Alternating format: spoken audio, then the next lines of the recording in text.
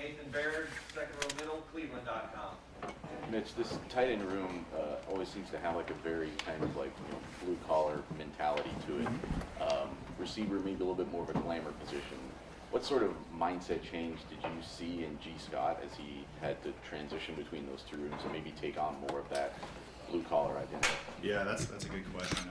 It'd be funny for you to ask G about that too, because he talks about that with me sometimes about how, when we watch film of other tight ends and kind of the standard we hold ourselves to. And I think it started with Luke, Jake, Ruck, and kind of has passed down to us. And we just take pride in our toughness. Obviously, Cade's that type of guy too. So I think it's just the culture of the room. And G's really done a great job of embodying that and taking pride in his blocking and everything that goes into the job. So it's been a good transition for him. When did you kind of see a change in him? The most important kind of change to get him?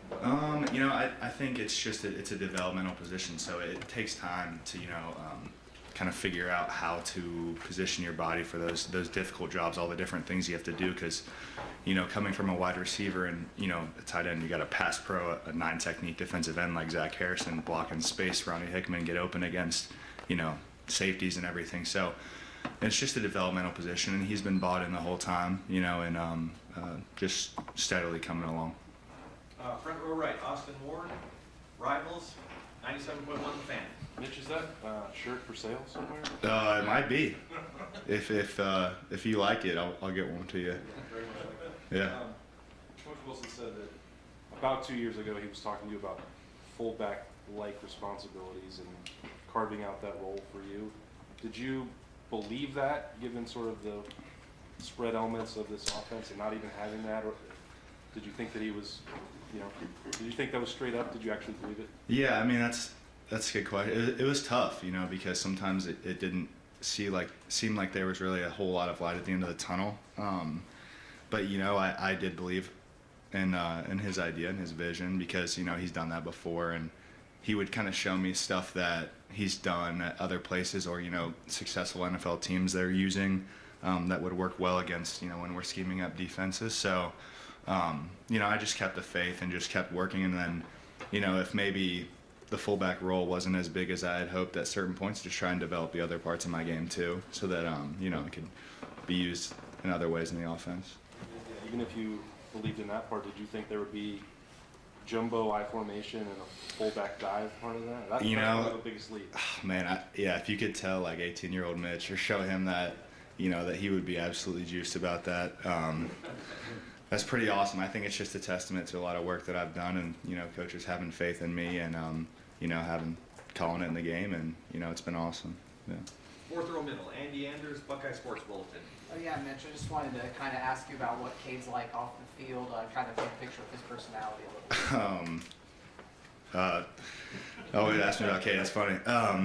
Cade's awesome. I think Cade has, his background of farming. He's got strong family values. Sometimes we'll be having conversations about where do we want to end up when we're done playing football, and I probably want to get back to Tennessee or the South. People talking about living at the beach. Cade is going back to where he came from, Lexington, Ohio. He's going to have a beautiful farm and raise cattle. So if that doesn't tell you enough about Cade, I don't know what will. He is truly himself all the time. That's one of the things I really respect about him, is that he's not trying to be anybody other than Cade. So he's got a strong personality. He's a good dude. I hope that's the answer you're looking for. No, that's right. Yeah. Over his right shoulder, Mark Snyder, Press Pros. Hey Mitch, Ryan mentioned about some of the plays that he gets anguished over. You work hours and hours and hours on them, and then they fail. How much time went into that short yardage play this last week that went to you? The most recent one against Wisconsin? Yeah. A ton, because when there's the quarterback exchange involved with it, you have to put a ton of emphasis on the ball security of that. So, we repped that a ton. We worked on that a ton. There is a lot of stuff, I think we've kept the faith, because it does happen a lot where, we have this play schemed up for me or Cade, and we call it and we're all excited about it, and then it's just not the right look. It's not the right opportunity, or, the defense doesn't give us what we want. So I think us just kind of being selfless and fighting through that has obviously paid off recently. But yeah, it definitely does happen a lot. And other players get the ball 10, 12, 15 times, and you're going to bed every night going, this might happen, and it's your play. Yeah. It might happen once. Well, that's a lot of pressure. Absolutely. Yeah, it definitely is. Just try to make the most of it. I'm not trying to be anybody other than myself. So just trying to make the most of it. Right behind him, Brendan Gulick, Buckeyes Now on Sports Illustrated. Hey, Mitch, thanks for the time. This is maybe a question more about the offense than it is you personally. I'm just curious, man, how do you guys fight complacency? You're playing really well, you're executing at a really high level, the offense has come out early in the game to kind of set the tone. How do you fight complacency? Yeah, that's a good question. I think even when you go up 21-0 in the first quarter, you turn on the film and there's still stuff on there. I think that's something that Coach Day is really, really harps on. And, even if you have a great game where you beat a tough Big Ten opponent, you turn on the tape and there's still stuff, that we could work on, things that we could be better at. I think every week we take a fresh mentality into every defense, and, I don't think that we take anybody lightly. And I think that, we don't really have an issue being complacent because we want to be the best. We don't really care about who it is. It's always about us. That's what we say every week. So whoever we're playing, we just want to be the best version of best offense we can be. So that's really how mentality for that. Third row left, Dan Hope, 11 Warriors. Mitch, it seems like run blocking has just been at a different level this year, especially the last couple of weeks. Obviously, you guys as tight ends are a big part of that. Just what differences have you seen in terms of what you guys are doing as run blockers? Yeah, I think it's a lot of mentality is where it starts. I think if you're not willing to put your face on people, and I think you have to be tough. But we just kind of went to the drawing board this offseason, watched a lot of tape of other people, really tried to rebite on all the fundamentals, feet, hand placement, and everything. And I think that it's paid off really well so far. I know you're a Kyle Juszczyk fan. He had a nice catch for you every night. Are we going to see you make a nice sideline grab like that? We might. Keep looking. Fourth row right, Tony Gertman, Buckeye Huddle. Mitch, when was the first time you carried the ball in practice? As a tight end, because I was a running back when I first got here. So, I carried the ball a ton in high school as well. So, first time I carried it in practice again was probably this year before we did the fullback dive 2 weeks ago. So not that long. What was your phone like after that touchdown? How many messages did you have? It was cool. It was a lot. A lot of family and friends reaching out, happy for me. Kind of the work that I put in behind the spotlight that kind of led to that moment. So it was great.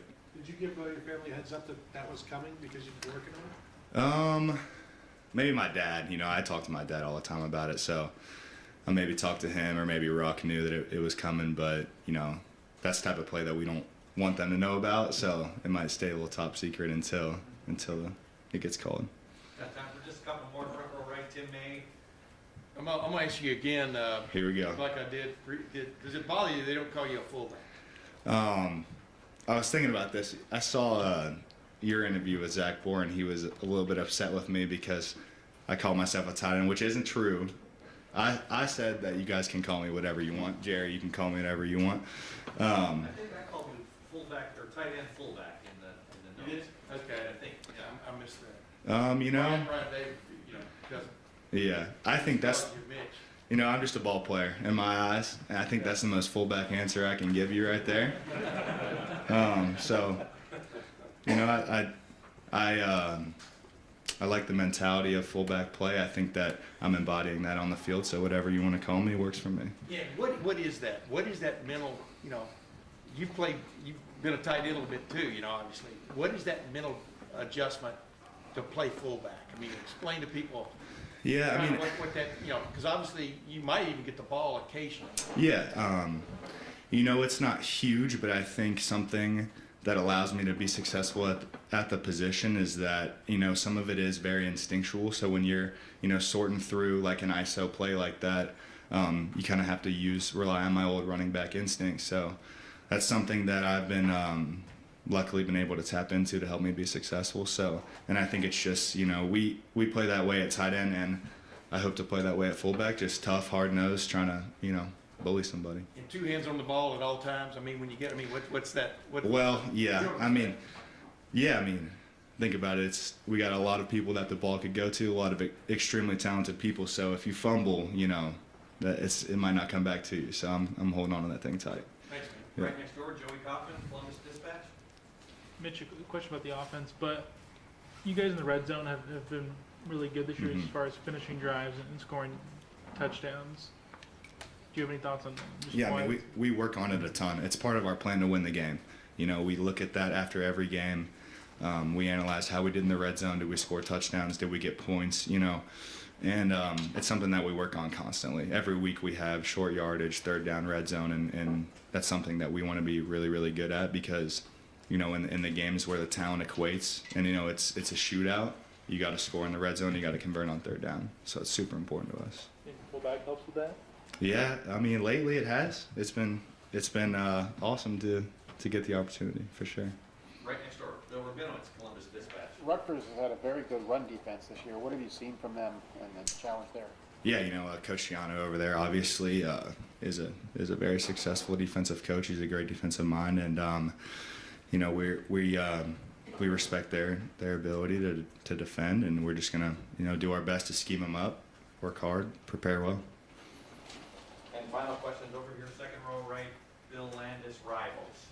Mitch, for as much as you embrace this fullback position, did you ever consider going to a place that utilizes blocking backs a little more than Ohio State? You know, I don't know if I ever took any steps, but when you watch, you know, I remember watching Wisconsin play a couple years ago, or when you watch Iowa play, you know, they rotate fullbacks, like they have multiple that play in one game. I definitely looked at that and raised an eyebrow or two, but you know, I just kept the faith here, and you know, I love the culture of this program, and I knew that, you know, I'd be rewarded for my hard work eventually. Mitch, thank you very much.